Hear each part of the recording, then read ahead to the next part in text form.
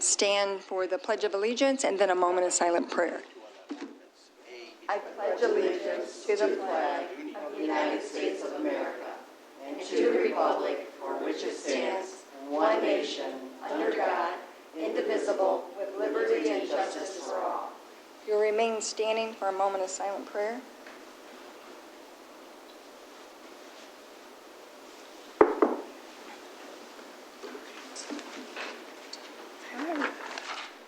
The first item on the agenda is public comment. At this time, if you would like to go to the microphone and give your name and address, just remember the person who's doing the minutes, they are not in the room, so clarity is important. Any public comment? My name is Arloa Kaiser. I live at 1421 Melvin Street, and it was brought up at the last meeting, and I'm here to say again, it was, 2 or 3 years ago, talking about cleaning sidewalks. On the radio, they were saying that if the sidewalks are not shoveled, the homeowners are not responsible, because it is kind of a warning signal that says, look, you don't know what's coming ahead of you, so be careful. Whereas to oppose to having your sidewalk shoveled, you don't know if black ice is there. And people are going to assume if it appears shoveled, it should be cleared. Also, if you have your sidewalks, you're going to require them to be clear, which means adding salt. And they're saying also now that with the salt on the roads and the sidewalks and that type of thing is going to increase the salinity of our lakes, rivers, whatever. And people don't have any common sense anymore to be careful where you walk. I've lived here over 40 years. We haven't had to have this just because Ypsilanti has it, the city. Do we have to do it too? It's not a state law that we need it.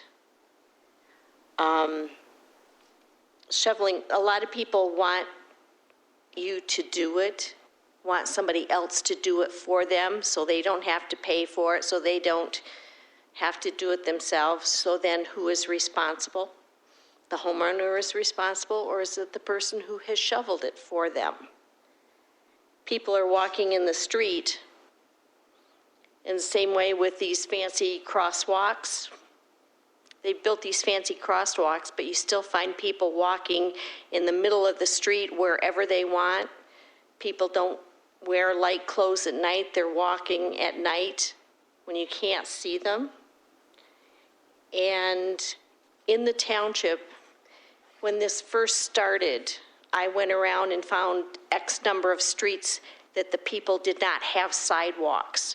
So why, just because I have a sidewalk, why am I punished that I have to keep it clean when there are people that don't have sidewalks? So where do those people walk? Or where do they go? And they say, well, people with disabilities, which I understand, where businesses are, where people need to go to doctor's offices and that type of thing, yes, they should have the sidewalks cleaned. But how are these people going to get out of their houses? It's not from your house to the main sidewalk that is required, is my understanding, that needs to be cleaned. It is only the main sidewalk. So how are these people going to get out of their houses? So to me, it's not logic.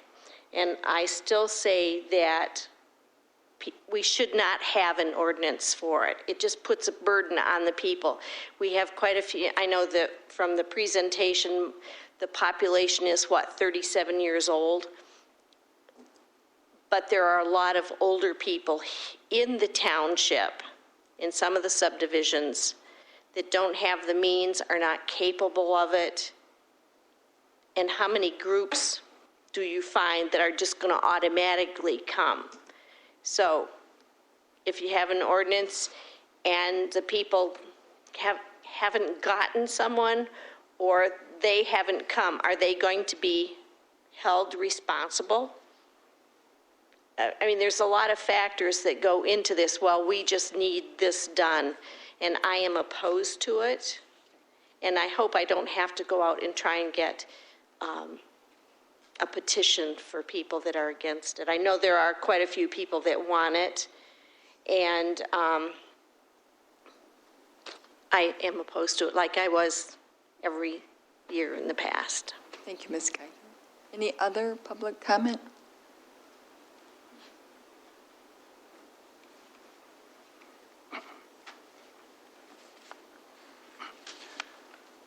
Thanks for being here again, and thanks for working on the snow removal ordinance in the last several years, which got close, but not quite. And your name, just for the record and I'm address. sorry. Stephen Hudak. Do you need the address and everything? Yep. 553 Malbech Street. Thank you. So, thank you for allowing me to demonstrate support for Township sidewalk snow removal ordinance. There are people who walk, many of whom are seniors, or some who need to get around in a wheelchair of some sort. As an example, we live near Washtenaw and Hewitt, where there's a Walgreens and a CVS drugstore right on the corner.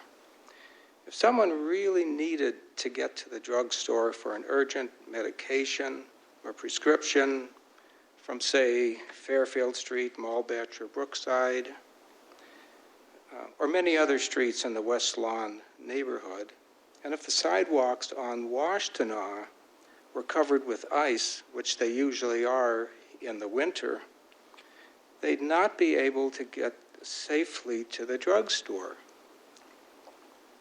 And if they tried anyway, they might wind up with a broken arm, shoulder, or hand, or worse yet, a broken hip, which could often lead to the end of their life. This example refers to a commercial area in our neighborhood. Packard is another one, but we should also be concerned about all commercial areas in the township where residents may walk. And let's not leave out residential roads and streets where residents wish they could walk but cannot. Those are not safe when covered with ice either. And we shouldn't leave out public areas also that are not owned by businesses or residents. I'm surprised that homeowners and businesses do not take the initiative and clear their walkways. Don't homeowners want to be neighborly, and don't businesses want to attract customers and appear as good citizens? Then there is the risk of lawsuits for both businesses and homeowners if someone falls and you haven't made a good attempt to clean the walkways. Ypsi City, Pittsfield, Ann Arbor, Chelsea are some of the areas around here that have a snow removal ordinance. I've talked to the people in Ann Arbor that do this, and they gave me some really great information as to how they do it, and I can share this when the time is right, because I don't think you're discussing it quite yet. No. But I'd be happy to. Thank you. The other small thing, community development considerations indicate that blight is not good to attract new businesses. Snow and ice-covered sidewalks may appear as blight from some perspectives.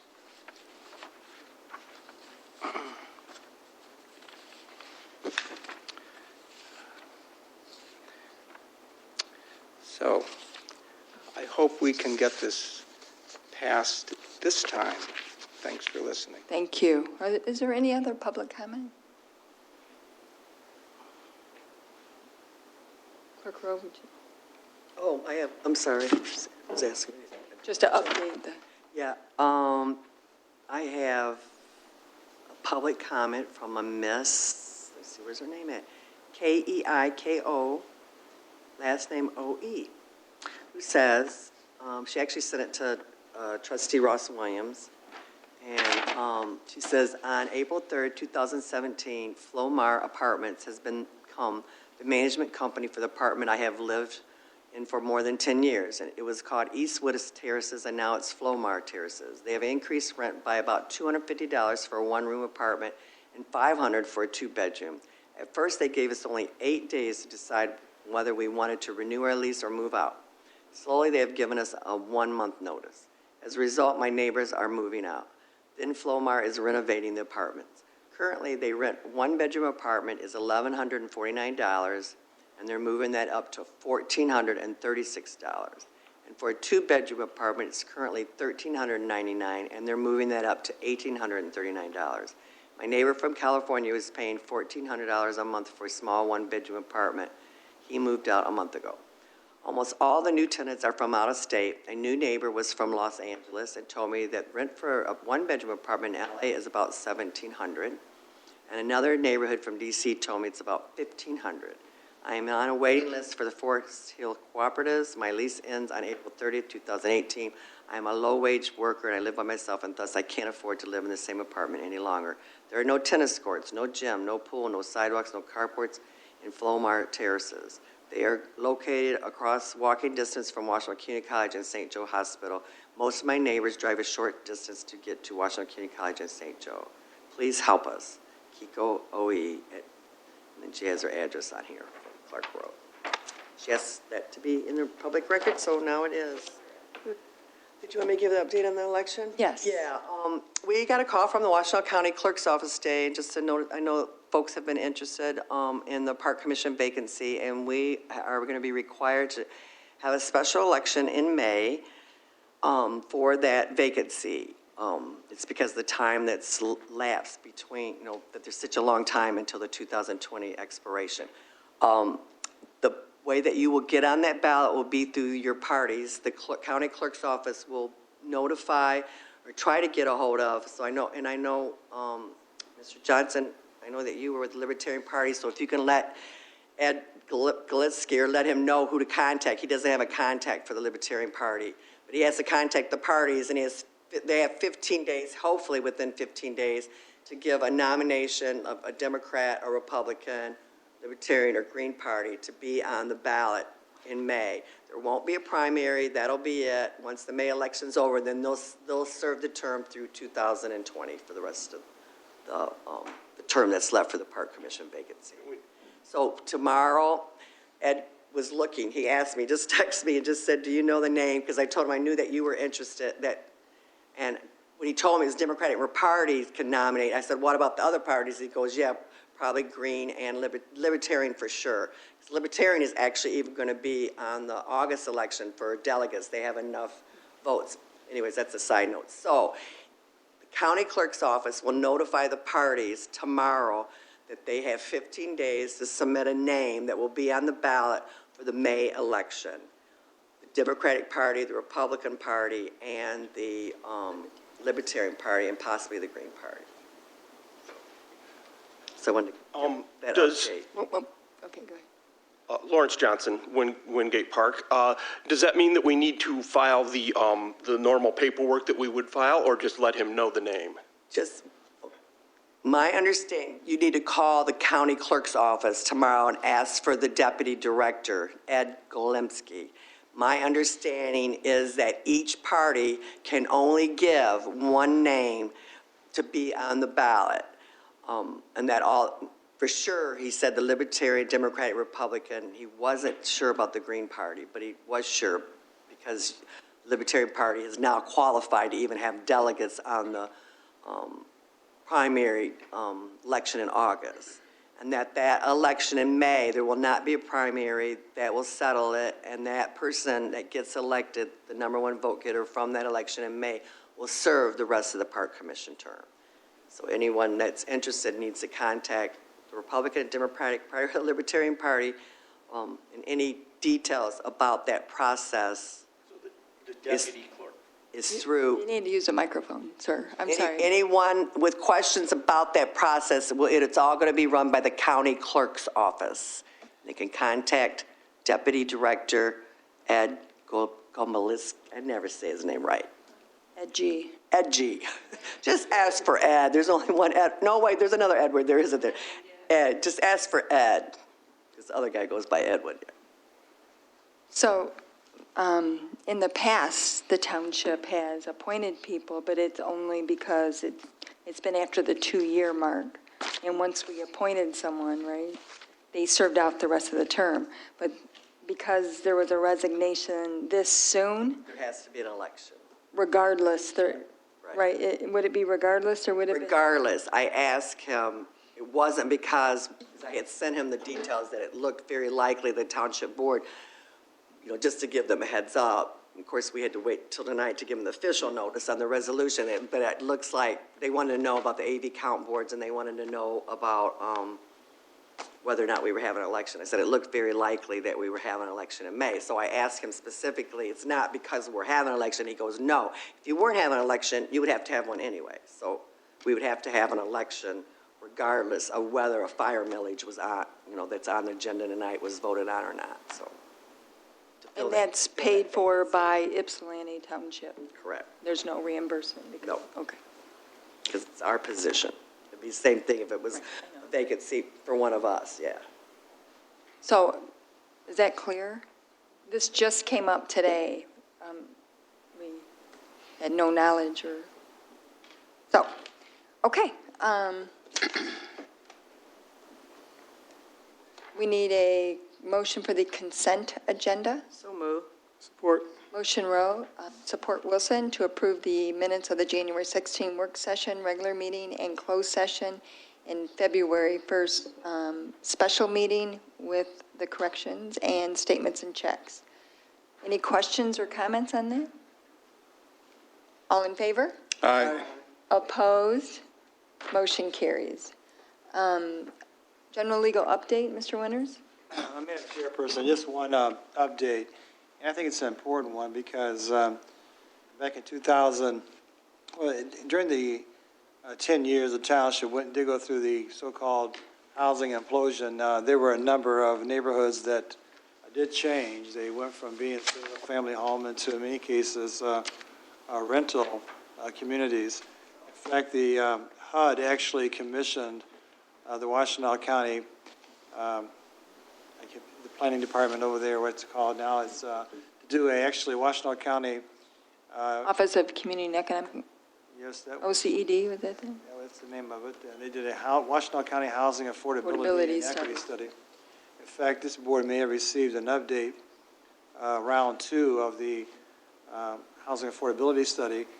And from the initial study that was conducted by planners out of Virginia, there were a number of very, very detailed recommendations, and they identified a number of township subdivisions that they, in their words, were, quote, on the tipping point.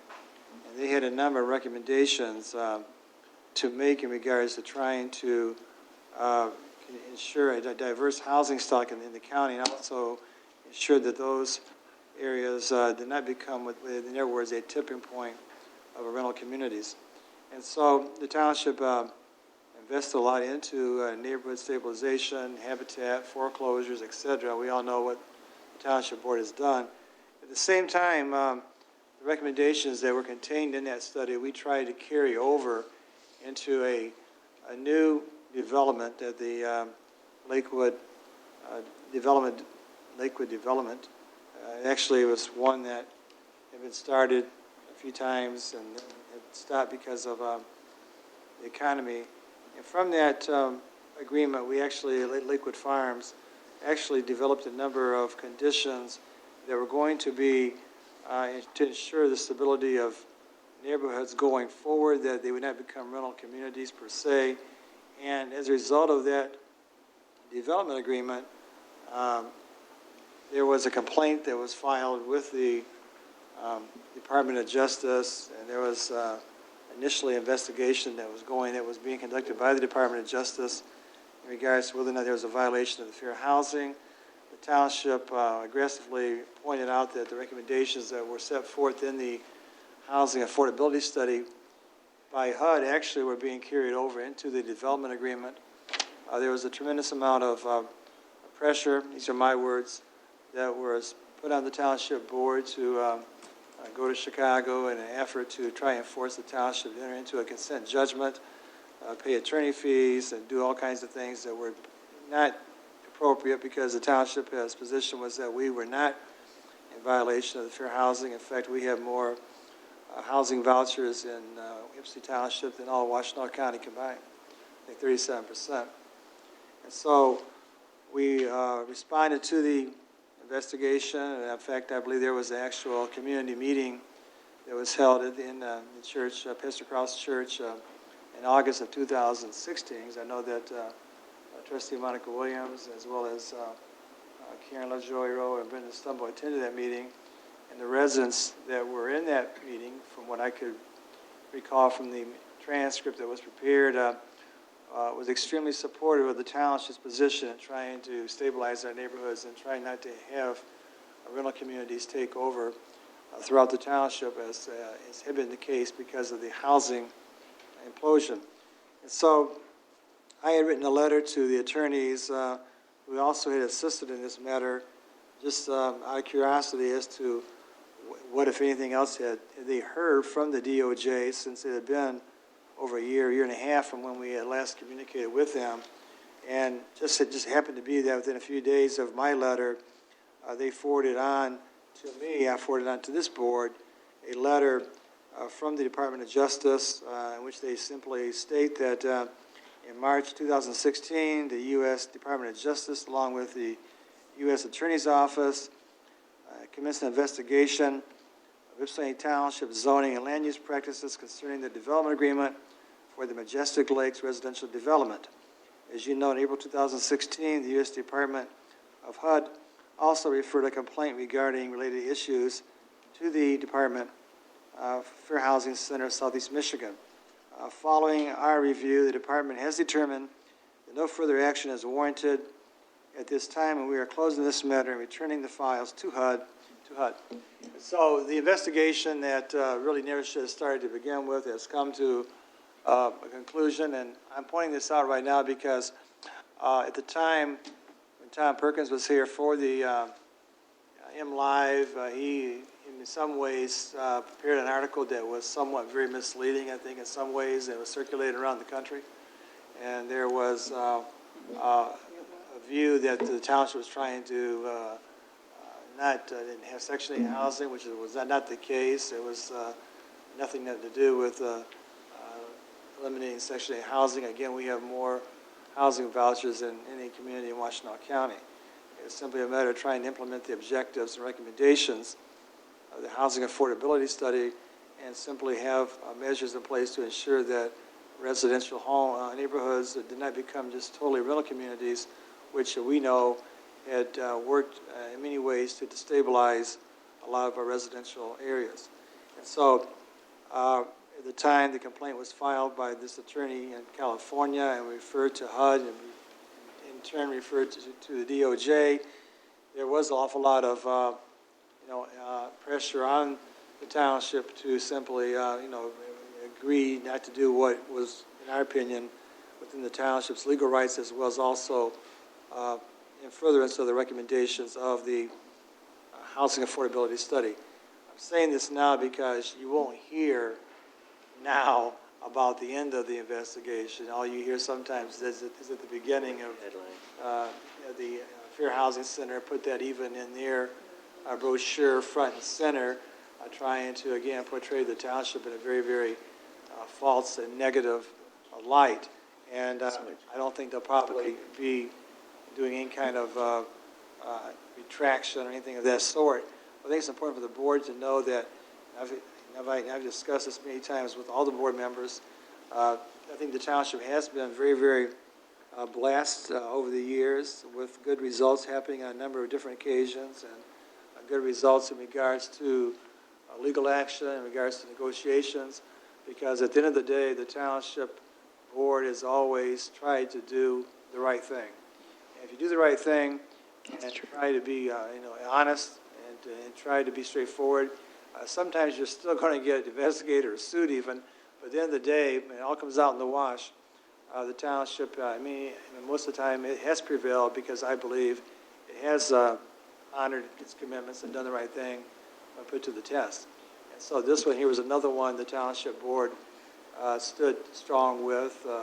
Not only, it started with the previous board, but this board also carried through. In fact, I believe Monica was a trustee-elect even when she attended that meeting in the West Wall over there. And again, I think the township board needs to be apprised of these moments because, again, we don't have a media to share with anybody else, but at least it'll be reflected in the minutes and maybe on your audio tapes for some time down in the future if someone does do any kind of research as to what happened involving this investigation. So that's the only report this evening. So thank you. Excellent. Any other? Yes, Clerk Rowe? I just wanted, because I know when Doug sent the information out to all of us, I'm not sure if I just said it to him or to all y'all. I think I said something like, good job, but that was really so, I know, it was menial, and it was just one of those things I want to just tell him it was a good job, and but I just, I can't say enough about, we've been fighting this fight for a long time about our neighborhoods and stuff, and him and I have had a lot of debates and arguments. We wanted to get an ordinance, like stop rental properties totally, and Doug said, well, you can't do that just because they do it there, and then we wanted to, sometimes, we get out there a little bit and stuff, and trying to do stuff that we have the right heart, but it might not always be the legal right heart, because there really was a big discussion about should we adopt ordinances some other communities have on actually limiting and saying that you can't, some of the beach towns have done it, some college towns have done it, where you can't have rentals on a specific street. And so there was a big discussion about that. But needless to say, when we got hit with this really was hurtful, because I think those of us have lived here all of our life, and especially when you look at the numbers, which Attorney Winters, Doug just alluded to or talked about, they're just so, the number of folks that live here that use Section 8 vouchers, we have, I don't want to say like 70 or 80% of the county's vouchers are here. No one has a problem with Section 8 vouchers. The majority of them are fine, wonderful, great tenants. But when you are inundated with that and all the things that come from that, the concentration that Dick said that it destabilizes neighborhoods, and that was our intent. And with our attorney and the planning commission agreeing to it and working with the developers and stuff, what we were able to do and stuff, I think was really see into the future. Hopefully it'll never happen, that those areas would downturn and that they'd end up being, people would want to rent their homes and stuff. But I think it was under Doug's, care of just really directing us and taking our emotions and knowing what you hear from the neighborhood watch all the time, him be able to craft that in such a way of working with the planning commission and the developers and be able to do it in such a way that would withstand someone who really was, for a variety of other reasons, probably had nothing to do with this, really was out to really try to, destroy our reputation and it was really, and it's unfortunate. And I do think that if we do a newsletter, or maybe we could even do a mailing, it should say, we should do that. We should tell that story like Doug said, and it's not good enough to say, good job that I said to you, Doug. That's not good enough, because it is a really big deal. And maybe we should tell our residents, because what I got when we went to those Department of Justice meetings with Reverend Kraut and stuff, when they were there interviewing, I just thought, they think that we just sit up here and come up with some brainstorms that have no contact with our residents. What we do comes out of our residents and out of our neighborhoods, and that, what we did involved that. But it was clear that they just thought unlike them, we don't sit up in an ivory tower and stuff, but that was kind of the gist that I got. They just thought that we just went somewhere in a room and decided that this is what we needed to do, and that, and there was real indications that we didn't want black people here and that we don't want poor. I mean, they didn't hide that. It was ugly. And then the Facebook post that went out from that and stuff, and it maybe, I don't know if it started with Perkins' article, I'm guessing it did, and stuff snowballed. So I really think that it's probably not a bad idea just to do a letter or a mailing, and maybe we can talk about, I don't think another 2 weeks to wait, we can maybe talk about it at the work session to see if that, maybe talk to Doug about whether he thinks it's something we want to do. I mean, not bragging or blowing our horns, but just to set that record straight, because they really did try to just discredit the board and who we are. And what's really kind of frustrating, and I know I'm going on too long, but this, and it's passionate about this, is that Brenda and I attend a lot of meetings, and a lot of y'all do, but especially with the county and where there's a lot of funding and stuff. And people say they want to do the right thing, but they don't, but no one puts their money where their mouth is, with the exception of some money's going for some nonprofits to provide minuscule, I mean, it's probably 0.00001 percentage of housing for people, to help people who don't have the income. There really isn't a whole lot that's being done to really try to implement the affordable study. Now, we do think they've come up, and I'm not sure, we might be bringing it back to the board, a plan to hire the person. Like we told you before, we shared with you how when they did hire a person and had them talk about, hey, here's what you can get if you live in Ann Arbor, that made a difference. And there's a talk about all the urban municipalities, Ann Arbor, us, Pittsfield, the city of Ypsilanti, and the county all coming together and funding a person. We may be bringing that back to the board, and that'll be actually the first real tangible thing that's come out of a report that's how many years old, Doug? When did we do it, when they stopped it?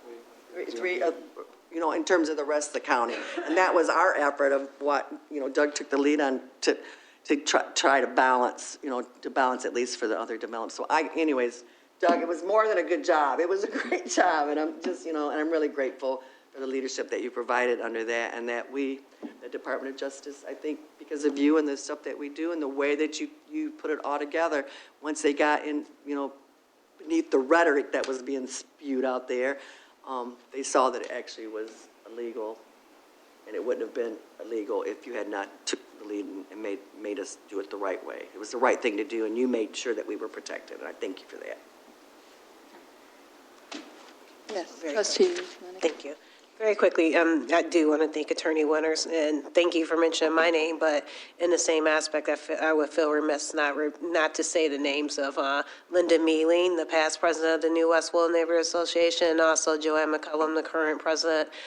They were also in that meeting, and along with some other West Willow residents, so I just want to make sure that their names are properly reflected for the record. Thank you.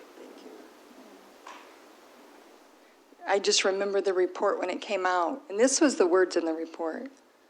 If you increase your poverty to over 30%, it's the point of no return. Those were the words in that report, and they had specific action for all of us to do, the core communities, and we took it very seriously and acted upon it, and, I just believe in the truth, and the truth normally comes out, but we went through a whole lot to get there. And I remember at the meeting in West Willow and Joanne McCullum saying, Brenda, they think you guys are racist. And it hurt her as much as it hurt us.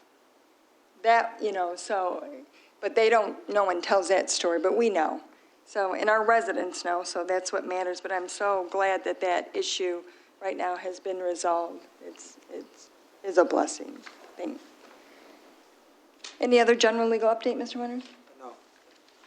We have under new business, budget amendment number 3, Clerk Rowe. My files, if I could find it. Oh, there it is. Sorry about that. I have a motion to increase the general fund by $12,000 to $9,006,632. Improve the line item changes as outlined. This is for the concentrate contract for the new media present that we're going to get. I would so move the amendment. Support. Motion Lovejoy Rowe, support Gerald Rowe. Any questions or comments? Hearing none, all in favor? Aye. Opposed? Motion carries. Number 2 is a request to approve the agreement with Concentrate Media for media coverage of Ypsilanti Township for 2018 in the amount of $12,000, which is budgeted in line item 101-956-000-801-000, contingent upon attorney review. So moved. Support. There's a motion by Rowe, supported by Aldridge. We discussed this at length. It's the opportunity to get stories online about Ypsilanti Township and what's going on, and really getting into the neighborhoods and the people in the community to have some positive news coming back to our community. Any other comments or questions? Mr. Winter?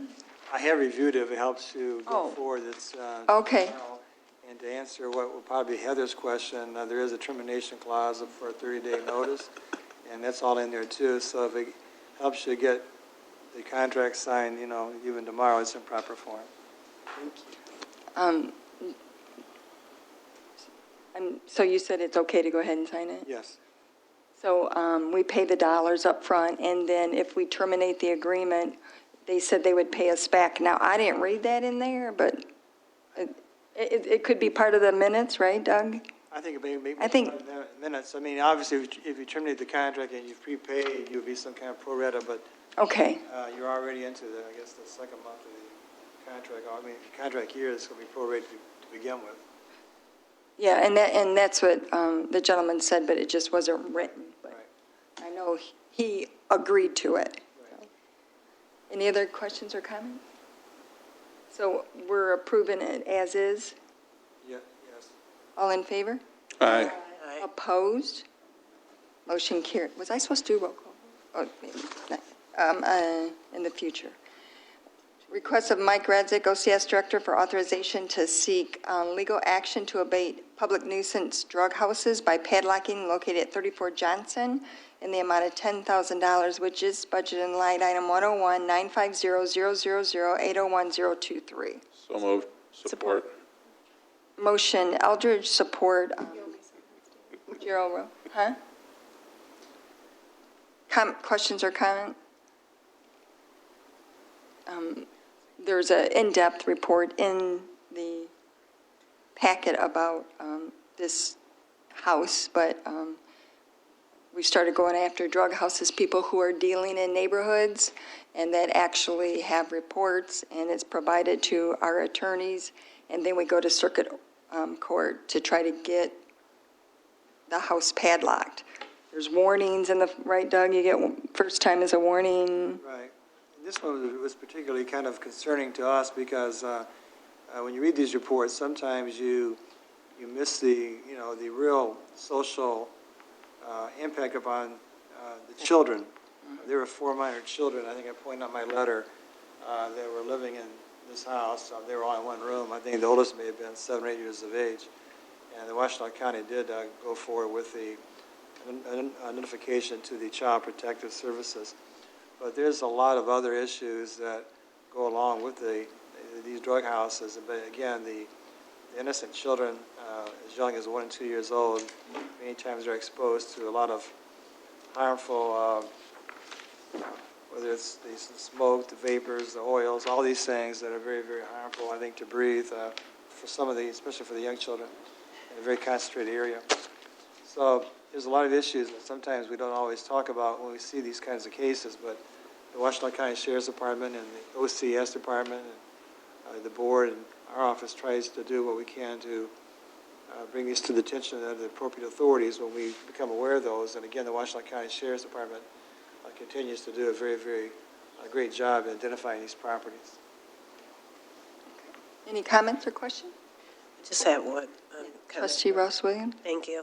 And I know I've talked a lot about supporting small businesses, but particularly the one that's here on 386 Ford Boulevard.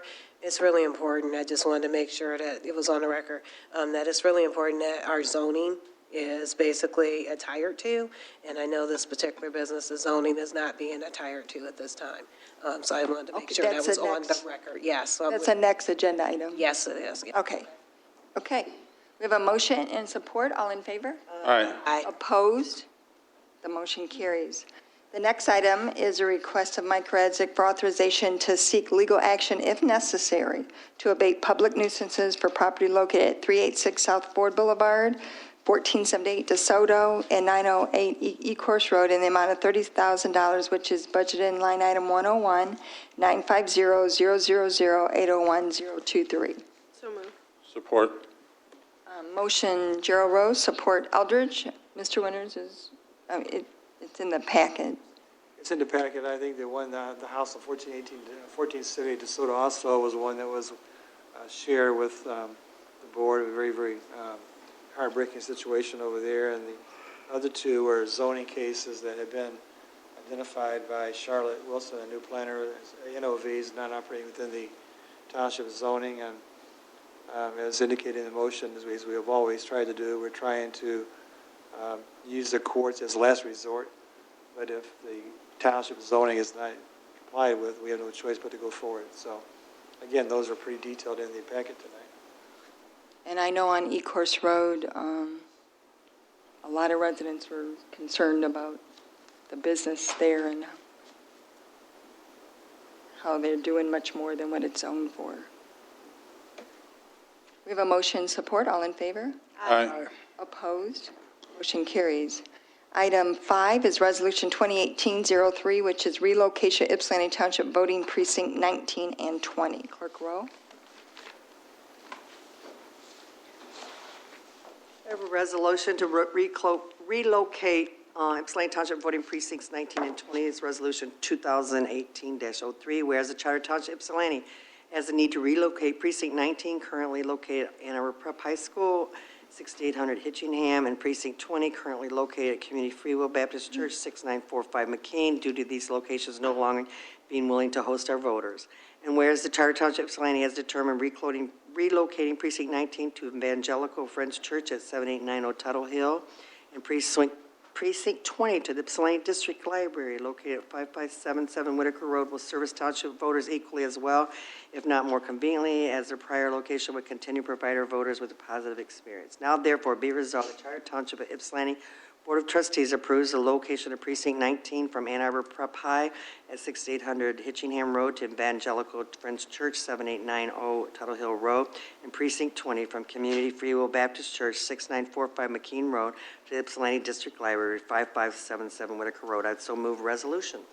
Support. Motion Rowe, support Eldridge to move 2 precincts. Is there discussion? Madam Chair, Yes. I would just like to say how discouraging it is to me that a high school where we educate children is no longer willing to host voting polls where you display democracy and good citizenship.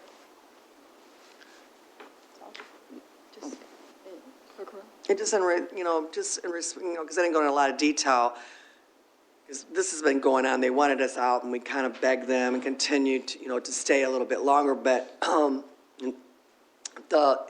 and I contacted, unlike the charter schools, unlike the regular public schools, do not have an elected board of folks that you can go to. And if you want to go to the board meetings, you got to go to Grand Rapids, and they're appointed, and most of them they're not local people that are on there, because I actually got a list and thought, well, do I know any of these people, but they are not even from around here, so it's really unfortunate that we weren't even able to appeal that to, and I contacted like one of the head persons at the Heritage Foundation, and the bottom line was they didn't want to do it because their voters, our residents, complained. And they said they're afraid to lose because we got this, thing where, people beg, to steal kids from one school to another based on the amount of money they get from the state. They were afraid to do the right thing and I said, I'll come and speak with them. By trade, I'm a teacher and political science was my major. So I said, please let me, it was a great opportunity as a prior teacher to have an election in your school. Oh, there's so many things you could do with that. I even said some of her students could get paid, because if you're 16, they could work at my election, offered a million different things, including meeting with I said, let me just meet with the parents, or come to a meeting with you and them and just talk about how you're missing that great opportunity. But anyways, needless to say, we're here because all that failed. And even people that I know that lived there, Kim Schrock, I don't know, somehow she heard about it because her kids went to school, and then she voiced her, so we did get other parents voicing on the other side, but they just, the chance of them might losing a parent because they allowed us voting just flies in the face of democracy. And even at the election, when they first decided, it was when the WISD millage was on, they wanted to kick us out for that one. I said, how dare you? You're going to get part of the money that's coming, but you don't want to have the voting. So anyways, I expressed that loud and clear to a variety of different people to no avail. So I actually want to work with maybe our state reps, and I got that on my list of things to contact them to say that if you are a public school, receiving public school dollars, that you have to be a home for voting. Because we don't have any other district. Van Buren schools, Willow Run schools when they were Willow Run, Ypsilanti schools, Lincoln schools, they don't ask any questions. It's just like it's a given. Yes, you can have written elections here. So So anyway, sorry to rant about that. Yep. Pet peeve. And then the only concern is the dirt roads. I know, that is it is a big issue to go to take that precinct down that dirt road, and Right. that will be a complaint and problems, but It's only we choice. ran out of places other than, maybe renting the Marriott and everybody come all the way down here, but so we'll see how it goes.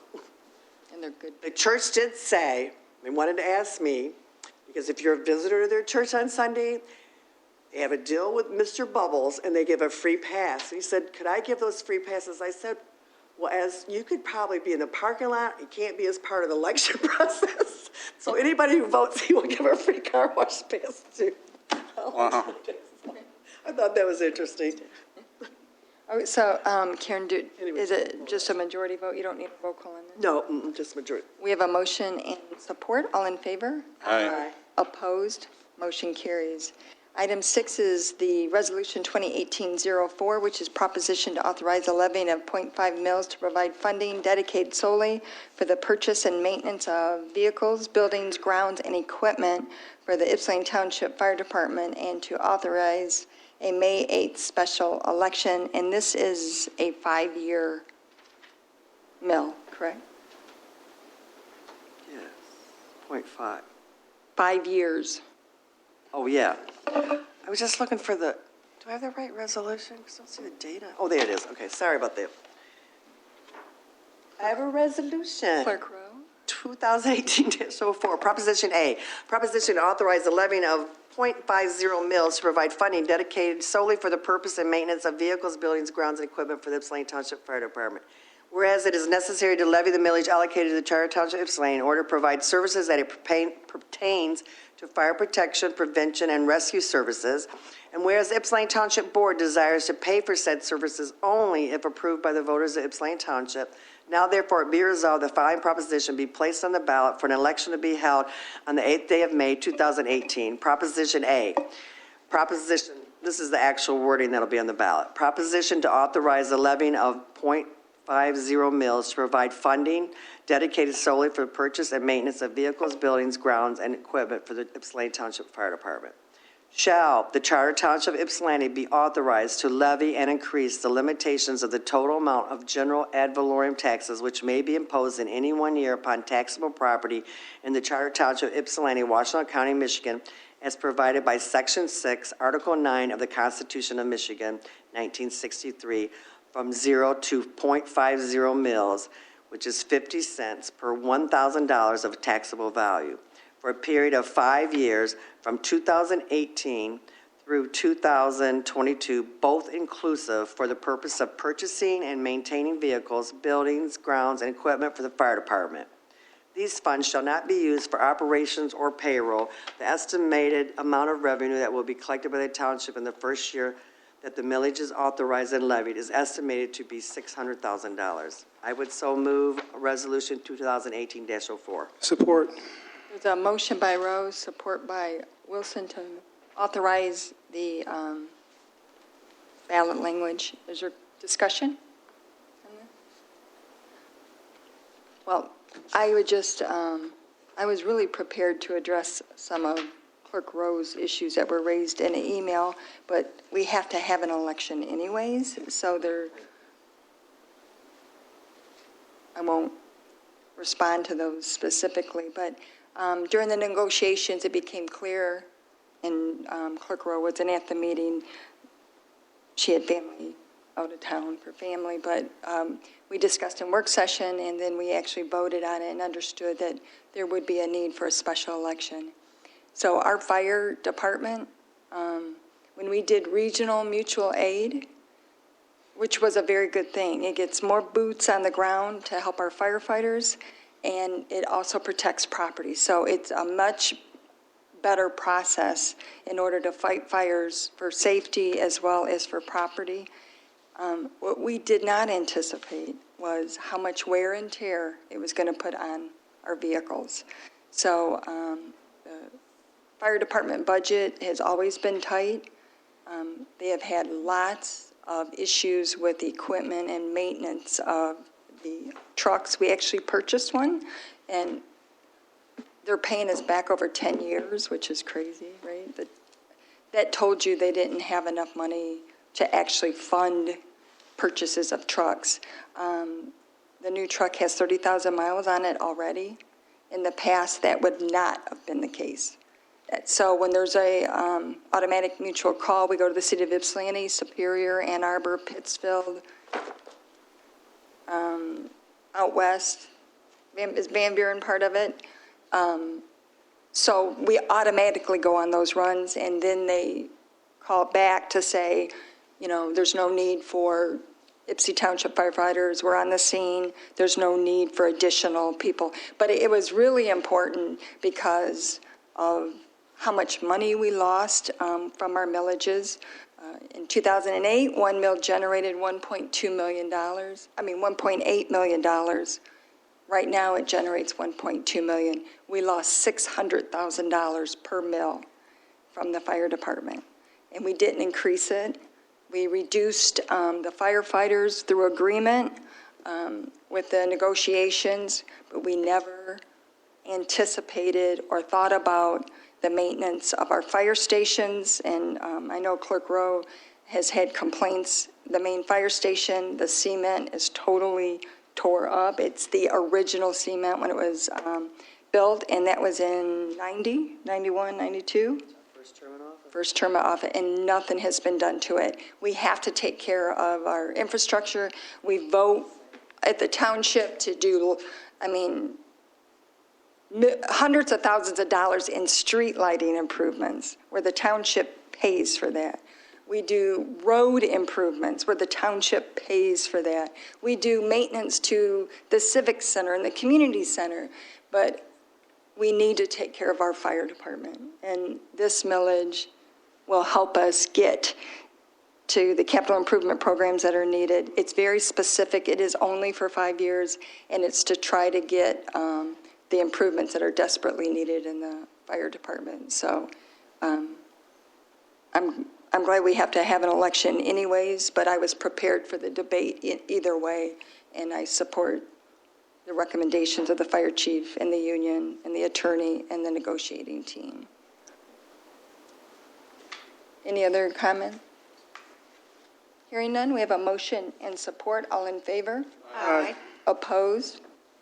Motion carries. Number 7 is the request authorization to post audio recordings of the work session and board meetings permanently to the web beginning with January 2017. Move to approve. Support. Motion Wilson, support Gerald Rowe. Trustee Monica? Yeah, so just to make sure, this is clarification, this particular motion will put on the audio recordings indefinitely until such time that, I guess, there possibly is a policy. I just want to make sure I'm clear. Well, the policy would be permanently. Okay, or the policy would be permanently. So the motion, if, that's how I read it, and if people put it on permanently, then there's really no, Okay. that is the policy, that becomes a policy, right? And, That's the way I understand it. right. Okay, I just want to make sure I was clarifying it correct. So if that's the case, then yes, I'm okay with it. Mr. Winters, are we good? Clerk Rowe, I think we are, right? It's fine with me. I wasn't clear that that's what I was hearing Trustee Ross Williams say earlier, that you wanted to have a Yeah, It's fine to sorry. do it permanently. I think you can still come back if you want to change it, the board. Right, they can change it. Yeah, but I wasn't sure that everybody else is comfortable. I can do it either way, whatever y'all want. Yeah, just for clarification, I'm fine with permanently. I just didn't know if we were doing this as a two-step process or, was this the first part and then we're coming back to the second part about trying to do a policy. But either way, I am fine with the audio recordings being on permanently. So that's okay for me. And then if we need to come back and discuss anything afterwards, if anything needs to be tailored at that point, I'm sure as a board we can come back and discuss that. So I hope that clarifies it. Yeah, and Trustee Eldridge just asked that we discuss it, make it permanent, make it easy. Right. And we're all in favor? All in favor? Aye. Aye. Opposed? Motion carried. Is there any other business? Motion to adjourn. Support. Motion, support, all in favor? Aye. Meeting Aye. adjourned. That motion was by Wilson? No, me, and you supported it, right? Just for, motion by Rowe, supported by Wilson to adjourn at 8:03. Just for you, Miss Janice. All